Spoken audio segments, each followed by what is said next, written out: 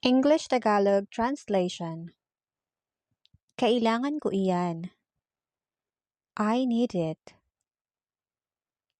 Kailangan pa iyan. It is still needed. Kakailanganin iyan. That will be needed. Hindi na iyan kailangan. That is no longer needed. Kailangan ko ito. I need this. Kailangan pa ba ito? Is this still needed? Kailan mo ito kailangan? When do you need this?